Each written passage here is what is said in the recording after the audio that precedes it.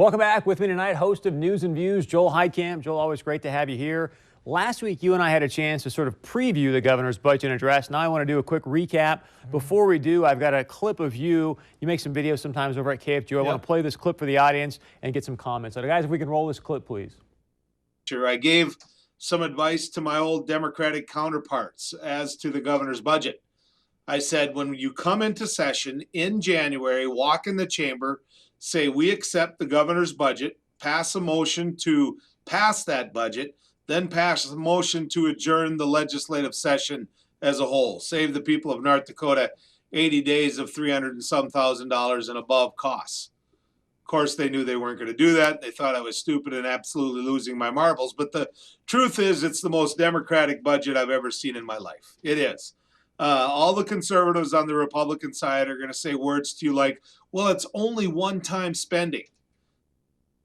Start with you here, Joel, about the one-time spending, because I talked to the governor right after his address, and I actually talked to Al Carlson ahead of time and said, Chris, you know what, this one-time spending thing doesn't always work out in the state.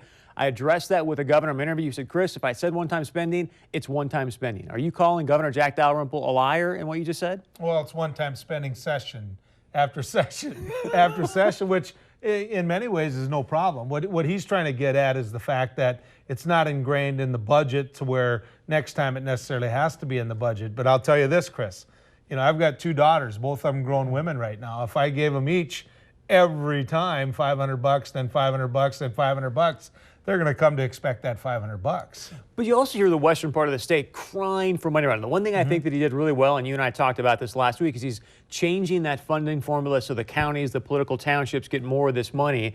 Let's wave a magic wand. You're governor for a day. What would you have done? I would have done this. That was the point of my video. I mean, that's exactly the point of my video. The real losers in this budget are the conservatives in the Republican Party.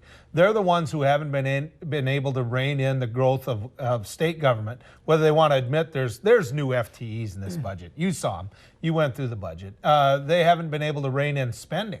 If their goal was to get money back to the people of North Dakota or eliminate income tax period, they didn't accomplish that.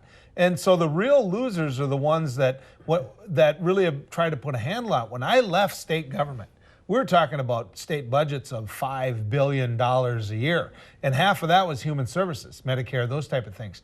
Now he's at $13 billion a year. I've only been out of state government since 2008. I mean, we're growing faster than the federal government's growing at a rate right now. Part of it obviously is because of need, but the one thing that really jumps out to me that nobody's talking about, you look at the legacy fund. At the end of 2015, there's going to be $3 billion in that thing. Total tax relief at the end of 2015, $2.1 billion. I mean, I said, wait a second, at least give me a dollar for dollar tax break here if we're going to be putting money in the government savings account. You simply eliminate income taxes, that puts you at right around $3 billion each. Are you a fan of that? Would that seems much more fair to me. Well, and here's what they're going to try to do. They're going to try to spin it to you that they're going to give it to you in the form of property tax relief. Now, where the hook there is going to be is the fact that if they fund K-12 education, but you have to give it in a proportional share back to property tax, that isn't going to stop the Berg household from seeing their evaluation go up. And so here you sit at a time when farmers are paying 10 grand an acre for farmland in the Red River Valley. They're never going to see that property tax relief because even though the state might have sent them a couple bucks to offset that, their valuations are going up, which means their rates are going to go up. So boom, they get dinged either way. And that's exactly what I asked the governor on Wednesday. I said, Governor, okay, hey, it sounds great. You're going to make everybody feel good maybe for next year, but still doesn't change the fundamentals. There's a big problem there.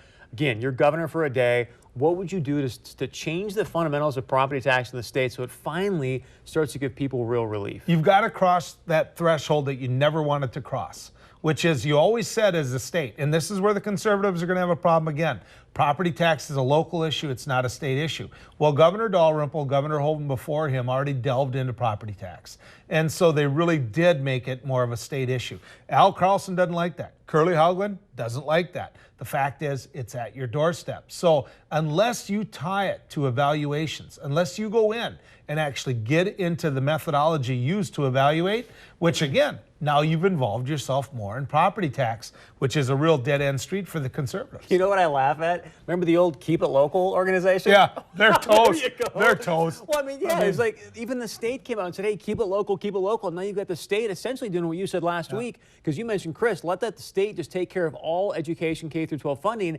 Now you lower the property taxes, and that's almost kind of what Governor Dalrymple's proposed is we're going to get rid of this buy levy down program and have the state eventually take over all of, or a big chunk of this K through 12 funding. I don't like it. I think, as you said, a big growth in government, and it's not going to bode well in the long run. Real quickly, Chancellor Schiavone is going to be on here Wednesday. He asked for $84 million. Governor Dalrymple gave him $89 on Wednesday. We have a clip that we played a while back. Still not happy. Your thoughts on that? I can't figure this man out yet. I'm looking forward to meeting him in person. He came on my show and spoke to it as well.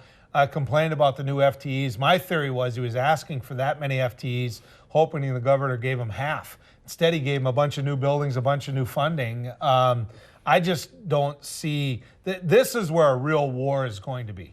Al Carlson is going to try to get rid of the Board of Higher Education. I don't know that for a fact. That's what my gut tells me. But I sparred against this man for years as a leader in the Democratic Party. My guess is Ham Schiavone's biggest concern is not going to be with Governor Dalrymple and what he put in as a benchmark. It's going to be holding it with Al Carlson. Well, I'm sure you saw Lloyd Omdahl today in the Fargo Forum talked about, hey, this is great. They should get all these employees. At the end of the day, I don't know if they're going to even end up with 7 new FTEs. Lastly for you, Georgia Southern coming into town Friday night against NDSU. Your prediction? NDSU wins big. Give me a score. Oh, I think NDSU, they're not the kind of team anymore that's going to light up the scoreboard. So it's going to be a 24-7 kind of a game because that defense can't be scored upon. I agree. After watching the offense, I'm going with 17-7 in NDSU. They're going to end up pulling up a victory. This isn't going to be about blasts, on the road. It'll actually be Bud Light. Always great to have you in the Hot Box. Appreciate it. Robert, tell us what's coming up, my friend.